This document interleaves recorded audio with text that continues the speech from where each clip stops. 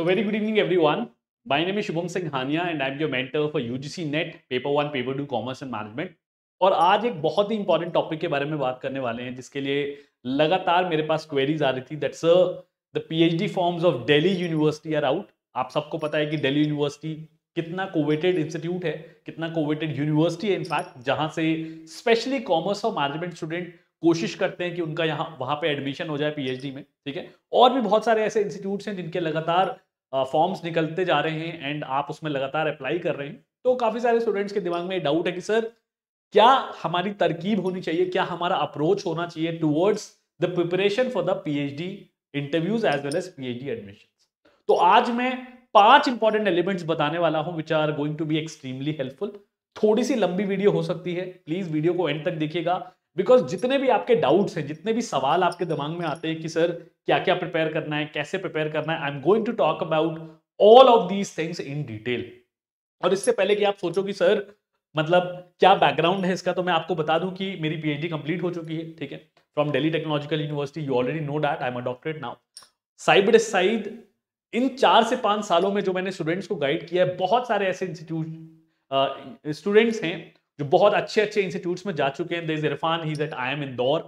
There is Vaishali, she is at IMT Ghaziabad. There is Shubhangi, she is at FIIB. वो तो in fact अपनी PhD complete भी करने वाली है।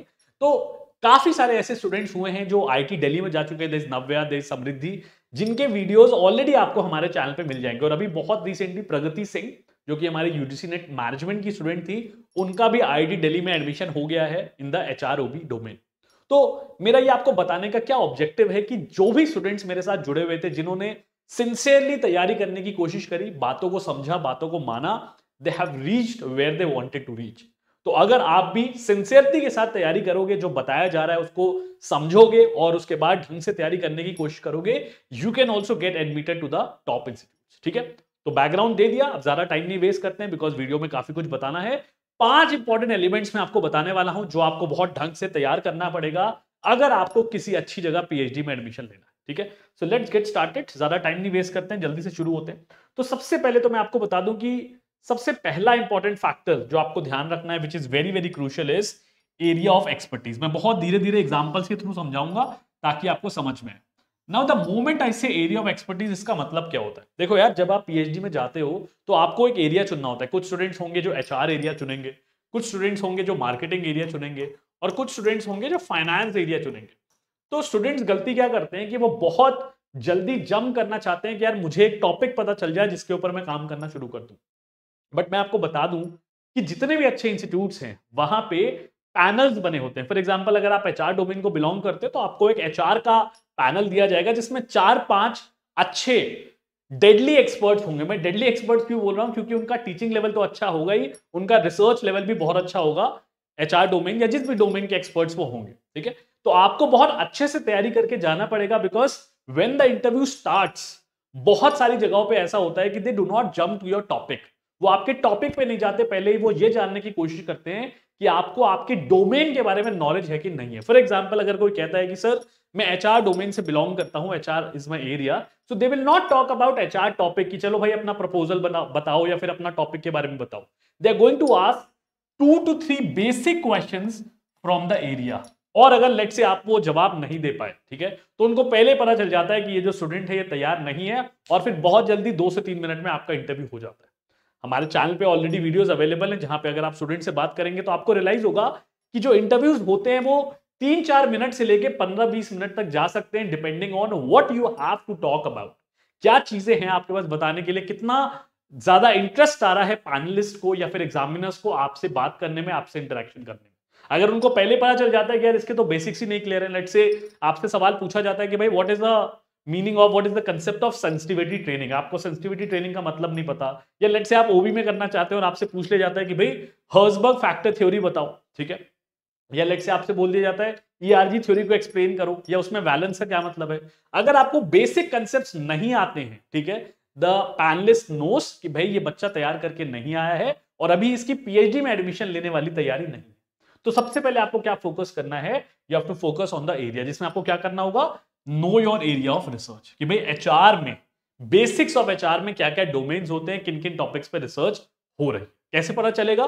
गूगल स्कॉलर पे जाइए, कुछ बेसिक बुक्स पढ़िए, कुछ बेसिक्स ऑफ रिसर्च पेपर्स पढ़ लीजिए। देखो सबसे पहले तो एक अच्छी किताब पढ़ना बहुत जरूरी है। जब आप ग्रेजुएशन में पढ़ते हो तो आप कोई भी बुक उठा लेते हो जो आपकी यूनिवर्सिटी में चल रही होती है। It might not be a best book. For example अगर कोई मुझसे पूछे कि सर ऑर्गेनाइजेशनल बिहेवियर की सबसे अच्छी बुक क्या है, तो मैं उसे कहूंगा कि भाई स्टीफन पी रॉबिन्स पढ़ो। ठीक है, मैं उसको नहीं कहूंगा कि किसी इंडियन ऑथर की बुक उठा लो। सिमिलरली अगर कोई मुझसे कहेगा कि सर मुझे मार्केटिंग की बुक पढ़नी है, so I would go and suggest कि भाई फिलिप कॉटलर सर की बुक पढ़ो। ठीक है, you are going to learn a lot of things. तो आपको पहले एक क्लासिक बुक उठा के बेसिक्स ऑफ अंडरस्टैंडिंग लेनी होगी उस डोमेन की, then you have to move. ठीक है, सिमिलरली फोकस करो अपने इंटरेस्ट पे। तो जब आप एचआर पढ़ना शुरू करोगे तो there might be a possibility, there might be a possibility in marketing also, जो भी डोमेन आप चूज करते हो, कि उसमें से 2-3 टॉपिक्स होंगे जो आपको ज्यादा पसंद आएंगे। क्योंकि क्या होता है कि जब आप इंटरव्यू में जाते हो तो you don't know, it's a unstructured interview. ठीक है, आपने पढ़ा होगा अनस्ट्रक्चर्ड इंटरव्यू, जिसमें कुछ भी स्पेसिफिक नहीं होता। So there might be a situation कि आपसे बहुत डायरेक्टली पूछ लिया जाए कि अच्छा एचआर डोमेन के हो, चलो बताओ 2-3 टॉपिक्स बताओ जो अच्छे से पढ़ के आए हो, 2-3 टॉपिक्स ऐसे बताओ जिसमें आपको इंटरेस्ट है, जो आपको अच्छे लगते हैं। तो आपको एक बेसिक अंडरस्टैंडिंग तो लेनी ही है आपकी रिसर्च एरिया की, साथ साथ 2 से 3 ऐसे टॉपिक्स होने चाहिए जो आपके इंटरेस्ट के होने चाहिए, जो आपको आइडेंटिफाई कर लेंगे। ठीक है, एंड देन क्योंकि आप नेट क्वालिफाई करके आ रहे हो, ठीक है, so they could also ask some of the questions from that basic. हो सकता है कि आप एचआर एरिया के हो बट आपसे बोल दिया जाए कि भाई ओबी रिलेटेड कोई टॉपिक बताओ, या प्रिंसिपल्स ऑफ मैनेजमेंट के कुछ बेसिक सवाल पूछे जा सकते हैं। ठीक है, दो ये थोड़ा सा रेयर होता है, बट जो भी आप बैकग्राउंड में पढ़ के आए हो, एमकॉम करके आए हो या नेट क्वालिफाई करके आए हो, उसमें से भी बेसिक सवाल आपसे पूछे जा सकते हैं। ठीक है, तो सबसे पहला एरिया क्या है जो आपको फोकस करना है, इज योर डोमेन और एरिया एक्सपर्टीज। ठीक है, तो ये आपका पहला स्टेप होना चाहिए। ठीक है, आगे बढ़ते हैं। What should be the second step? The second step is going to be your research proposal. जब आपने एक बार अपने एरिया ऑफ एक्सपर्टीज बना ली, उस पर एक अच्छी कमांड बना ली, 2-3 टॉपिक्स आइडेंटिफाई कर लिए, then you can go ahead and you can work on a research proposal. जो भी टॉपिक आपको पसंद आता है आप उस पर रिसर्च प्रपोजल बना सकते हैं। कई बार मेरे पास स्टूडेंट्स का कॉल आता है और वो कहते हैं कि सर ये टॉपिक अच्छा है क्या रिसर्च प्रपोजल के लिए, सर ये टॉपिक अच्छा है क्या, वाई टॉपिक अच्छा है क्या रिसर्च प्रपोजल के लिए। और मैं उनको बस एक ही बात कहता हूं कि यार देखो, जब तक आप उसका लिटरेचर रिव्यू नहीं करोगे, जब तक आप सिस्टमैटिकली जाके लिटरेचर को नहीं पढ़ोगे, आपको ये नहीं पता चलेगा कि वो लिटरेचर काम का है, उसमें रिसर्च गैप्स हैं या फिर नहीं। फॉर एग्जाम्पल से समझते हैं। कोई स्टूडेंट मुझे कहता है कि सर मैं ईआरजी थ्योरी ऑफ मोटिवेशन पे काम करना चाहता हूं। अब देखो, आपको ईआरजी थ्योरी का कंसेप्ट पता होगा, बट आपको ये तो नहीं पता होगा कि ईआरजी थ्योरी में क्या क्या रिसर्च क्वेश्चंस पे काम हो चुका है, कौन कौन से डायमेंशंस में उसको एक्सप्लोर किया जा चुका है। हो सकता है कि हॉस्पिटैलिटी इंडस्ट्री में काम हुआ हो, ऑटोमोबाइल इंडस्ट्री में ना काम हुआ हो। तो ये कैसे पता चलेगा? ये तभी पता चलेगा जब आप अपने रिसर्च प्रपोजल बनाने के लिए सिस्टमैटिकली लिटरेचर को पढ़ोगे या फिर रिसर्च आर्टिकल्स को पढ़ोगे। तो सेकेंड स्टेप क्या होना चाहिए? That you focus on your research proposal. ठीक है, उसमें क्या क्या है? रिसर्च थीम, जो भी आपने रिसर्च थीम आइडेंटिफाई करी है, ईआरजी थ्योरी हो गया, मोटिवेशन हो गया, उसको अच्छे से पहले पढ़ लीजिए। सेकंड, बैकग्राउंड एंड सिग्निफिकेंस, थोड़ा सा लिटरेचर रिव्यू करिए बैकग्राउंड एंड सिग्निफिकेंस के अंदर, और आइडेंटिफाई करिए कि भाई क्या रिसर्च गैप्स हैं या फिर लिटरेचर क्या कह रहा है अबाउट दैट पर्टिकुलर टॉपिक। क्योंकि जो आपको पैनल मिलता है वो एक्सपर्ट होने वाले हैं, तो आप उनके सामने जाके ब्लफ नहीं कर सकते कि कुछ भी कह दोगे और वो कहेंगे हाँ हाँ ये तो ठीक बोल रहा है। उनको सब पता होता है, उनको इनफैक्ट 10 दिन पहले भी जो आर्टिकल आया होता है एचआरओबी का, और अगर उनके डोमेन से होता है, लेट्स से मोटिवेशन के डोमेन से होता है, तो उन्हें पता होता है कि ये टॉपिक पे पेपर आए, क्योंकि बहुत सारे उनके रिसर्च स्कॉलर्स होते हैं जो सेम टॉपिक पे सिमिलर इंटरेस्ट पे काम कर रहे होते हैं। ठीक है, so they are highly updated scholars और रिसर्चर्स। ठीक है, नेक्स्ट, आपके क्या रिसर्च क्वेश्चंस हैं जो आप स्टडी करना चाहते हो अपने पीएचडी के अंदर, वो आपको डालने पड़ेंगे। कौन सी टेक्निक लगाना चाहते हो, बहुत ज्यादा टेक्निकलिटीज में नहीं पता होना चाहिए, ठीक है, बट ब्रॉडली पता होना चाहिए कि यार कौन सी टेक्निक यूज करने वाले हो। क्वांटिटेटिव टेक्निक होने वाली है, क्वालिटेटिव टेक्निक होने वाली है। अगर टेक्निक का नाम पता है कि भाई टी टेस्ट लगाओगे, जेड टेस्ट लगाओगे, कोरिलेशन लगाओगे, जो भी लगाओगे उसके बारे में बेसिक अवेयरनेस होनी जरूरी है। And also the data sources. कई बार क्या होता है, बच्चे कहानी बोल देते हैं, उसके बाद जब पैनलिस्ट सवाल पूछते हैं कि अच्छा डेटा कहां से कलेक्ट करोगे, तो वो कहते हैं कि सर अभी पता ही नहीं है। भाई जब आपको डेटा नहीं पता तो आपको टेक्निक कैसे पता है? क्योंकि टेक्निक तो तब लगती है जब आपको डेटा मिल जाता है, या फिर आपको डेटा के बारे में आइडिया होता है कि कौन से टाइप का डेटा। अब मैं टाइप्स ऑफ डेटा के बारे में यहां नहीं बताऊंगा, उसको हम रिसर्च एप्टीट्यूड की क्लास में डिस्कस ऑलरेडी कर चुके हैं, अगर आप नेट क्वालिफाई कर चुके हो तो। ठीक है, तो सेकेंड एस्पेक्ट क्या होगा, सेकेंड फोकस एरिया क्या होने वाला है? It is going to be your research proposal. ठीक है, 2 एलिमेंट्स कवर हो गए। Let's move to the third element. Third element क्या होने वाला है? Is going to be your research aptitude. अब इससे पहले आप सोचो कि सर रिसर्च एप्टीट्यूड क्या होता है, मैं आपको थोड़ा सा यहां पे ज्ञान दे देता हूं रिसर्च एप्टीट्यूड के बारे में।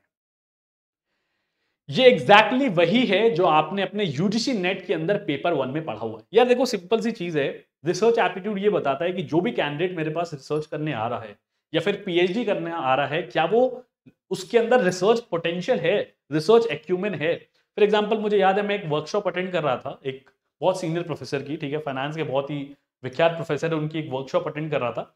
उसके अंदर एक बच्चा कहता है कि सर आप अपना ईमेल दे सकते हैं, और उन्होंने बड़े हंसते हंसते कहा कि बेटा तुम मेरा ईमेल नहीं खोज सकते हो यूनिवर्सिटी की वेबसाइट से या कॉलेज की वेबसाइट से या गूगल करके, ठीक है, तुम रिसर्च क्या करोगे। और उस समय उस बच्चे को बहुत बुरा लगा कि यार सर ने इतने लोगों के सामने मुझे बोल दिया, ठीक है, या सुना दिया मुझे। बट टेक्निकली बात करो तो वो बिल्कुल सही बात कर रहे थे कि आप आज इतनी सोशल मीडिया की दुनिया में, डिजिटलाइजेशन की दुनिया में, अगर आप किसी का ईमेल आईडी नहीं खोज पा रहे हो, बिकॉज अगर वो किसी कॉलेज से एफिलिएटेड है तो उस यूनिवर्सिटी पे तो ईमेल होगा ही, ठीक है, और अगर नहीं भी होगा तो किसी ना किसी रिसर्च पेपर के अंदर उनका ईमेल मिल जाएगा। मतलब finding N email, contact number मैं समझ सकता हूं, it might be a difficult task, but किसी का ईमेल आईडी खोजना आज की दुनिया में बिल्कुल भी डिफिकल्ट टास्क नहीं है।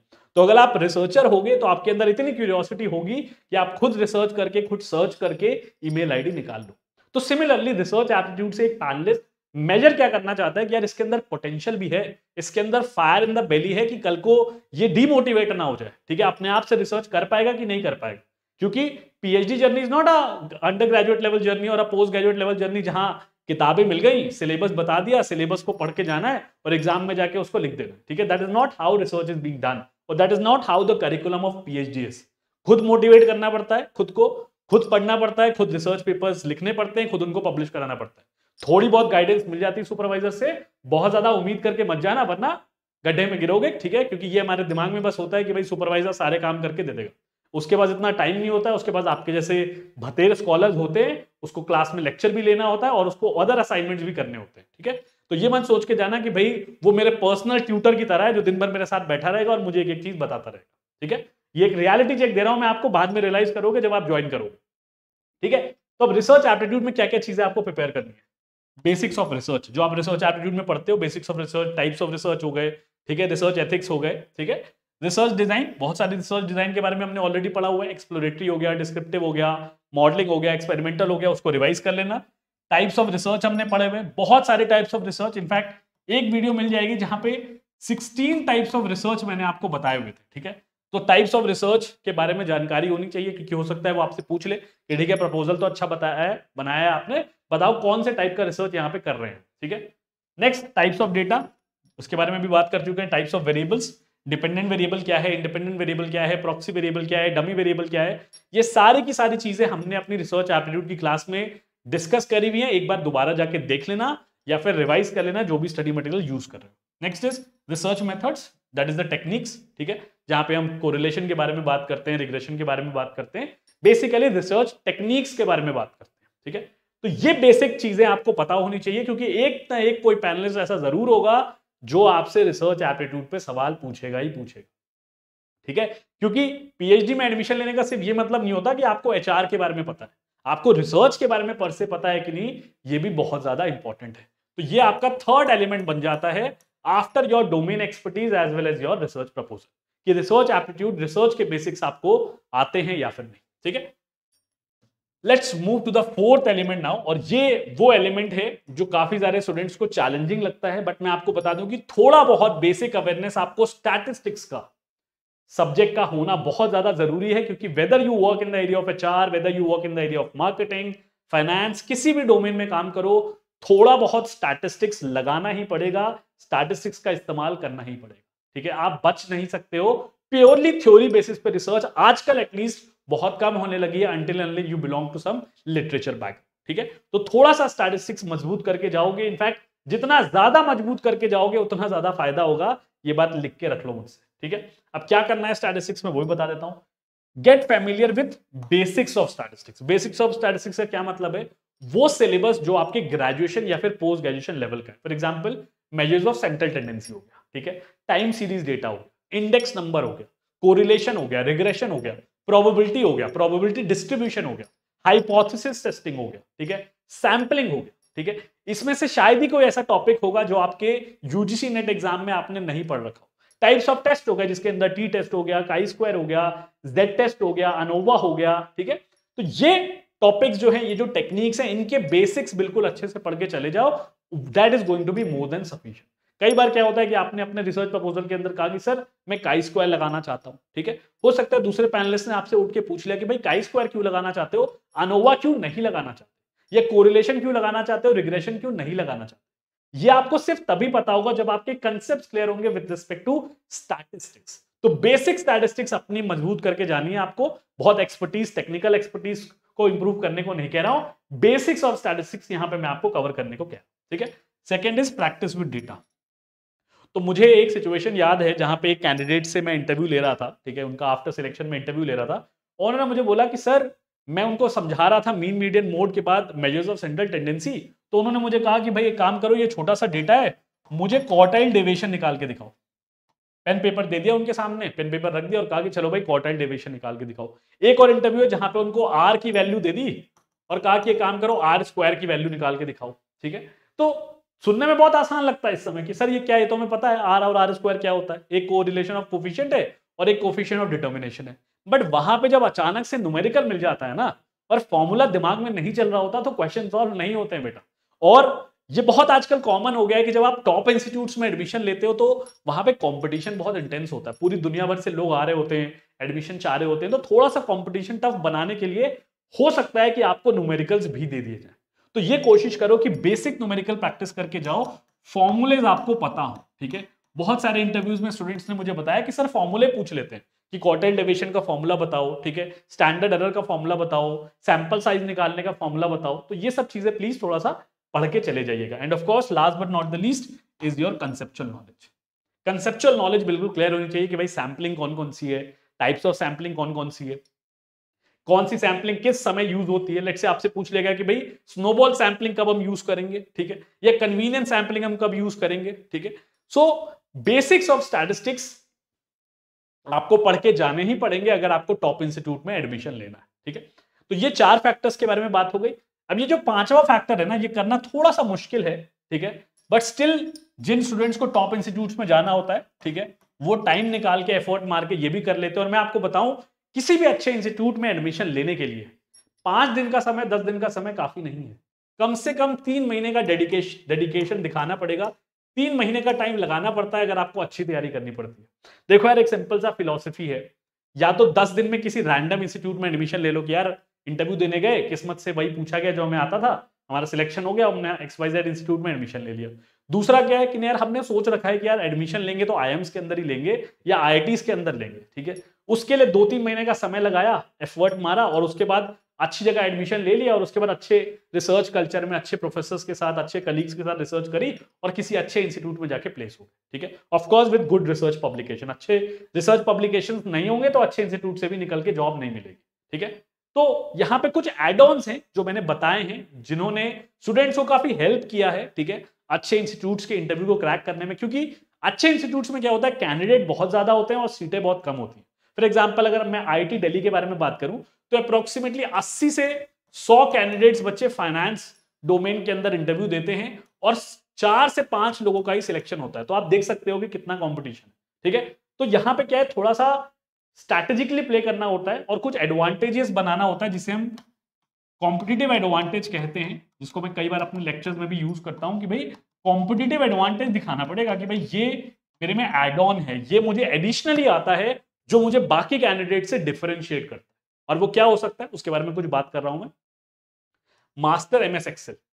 देखो, बहुत सारी कैलकुलेशंस जो आप स्टैटिस्टिक्स में करते हो ना, टेबल्स बनाते हो, ठीक है, उनका काम एक्सेल से ही हो जाता है। तो अभी क्या है, हम सबको बहुत बेसिक्स ऑफ एक्सेल आता होता है, ठीक है। अगर आप थोड़ा सा भी एक्सेल पे मास्टरी कर लोगे, अबव एवरेज सीख लोगे, ठीक है, so that is going to be a big add on.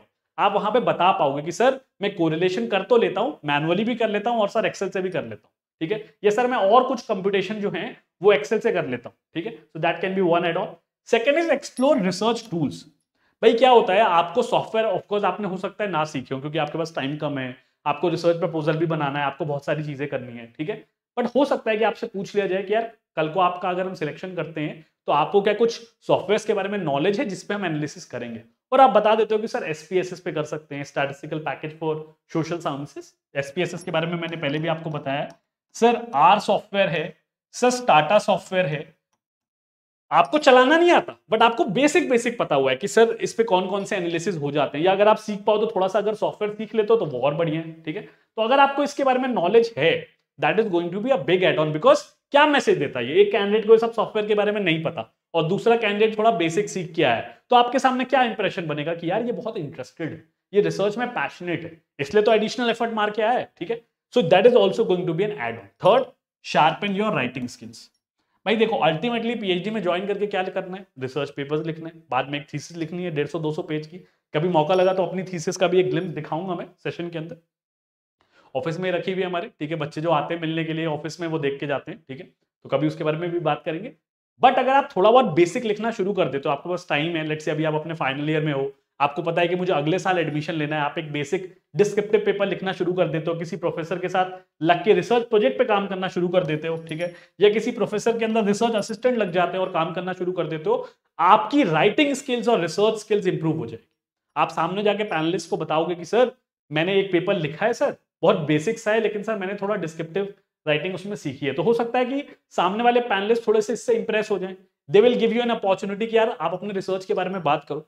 एक छोटी सी चीज बताता हूं, जब मैंने अपना डीटीयू का इंटरव्यू दिया था उस समय मेरे पास 2 रिसर्च पेपर्स थे जो मैं पब्लिश कर चुका था, UGC basic UGC care journals के अंदर 2 पेपर्स थे सिर्फ मेरे पास, ठीक है। कहने के लिए बहुत ज्यादा है, बट ऑफ कोर्स मतलब मैंने अपने मास्टर्स के फाइनल ईयर में थोड़ा प्रोफेसर से गाइडेंस ली थी, उनके अंडर काम किया था, तो उनकी गाइडेंस में 2 पेपर्स लिख लिए थे। अब हो क्या रहा था कि मेरा डीटीयू का जो इंटरव्यू था दिल्ली टेक्नोलॉजिकल यूनिवर्सिटी का, वो 40 मिनट इंटरव्यू चला था, और 40 मिनट के अंदर 20 मिनट में मैं सिर्फ अपने इन 2 रिसर्च पेपर्स के बारे में ही उन्हें समझा रहा था, ठीक है। आजकल तो और कॉम्पिटिटिवनेस बढ़ गई है, इतना ज्यादा कॉम्पिटिशन हो गया है कि मास्टर्स में आते ही फर्स्ट ईयर में स्टूडेंट ज्वाइन करता है और स्टूडेंट कहता है कि भाई let's start writing research papers. अब मैं ये नहीं कह रहा कि सारी जगह ऐसा कल्चर होगा, बट जो अच्छे कॉलेजेस हैं, दिल्ली यूनिवर्सिटी है, ठीक है, या हैदराबाद यूनिवर्सिटी हो गई, या जो अदर टॉप यूनिवर्सिटीज हैं, वहां पे मास्टर्स में आते ही बच्चों ने रिसर्च पेपर्स लिखने शुरू कर दिए हैं, क्योंकि उनको पता है कि यार आगे हमें रिसर्च पेपर्स लिखनी है, तो अभी जितना हम लिख लेंगे, क्योंकि मास्टर्स में आपके पास टाइम बहुत होता है, आप जो पढ़ रहे हो उसी के साथ साथ आप नेट की तैयारी कर लो, लेट से फर्स्ट सेमेस्टर में या सेकंड सेमेस्टर में अगर आपका नेट निकल जाता है तो अब आपके पास आधे घंटे का समय है, सॉरी आधे घंटे एज इन एक पूरे साल का समय है, जहां पे आप रिसर्च पेपर्स लिख सकते हो, रिसर्च पेपर्स पब्लिश करा सकते हो। तो बच्चे उस स्टूडेंट्स उस टाइम को यूटिलाइज कर लेते हैं, क्योंकि वो उनको आगे करियर में हेल्प करेगा, ठीक है। सो बेसिक आइडिया क्या है कि आपके पास जितना भी टाइम है, जितना भी टाइम आपको मिलता है additionally apart from the other 4 elements, आप इन फैक्टर्स पे काम करें, रिसर्च आर्टिकल लिख लें, ठीक है, रिसर्च असिस्टेंट की तरह काम कर लें, किसी प्रोफेसर के साथ रिसर्च प्रोजेक्ट पे काम कर लें, ठीक है। ये सब कुछ आपके सीवी में तो ऐड होगा ही होगा, साथ साथ इंटरव्यू में आपको एक अपॉर्चुनिटी देगा कि आप अलग अलग चीजों के बारे में बात कर पाएंगे, ठीक है। आप बता पाएंगे, अपना पैशन दिखा पाएंगे टुवर्ड्स योर रिसर्च, ठीक है।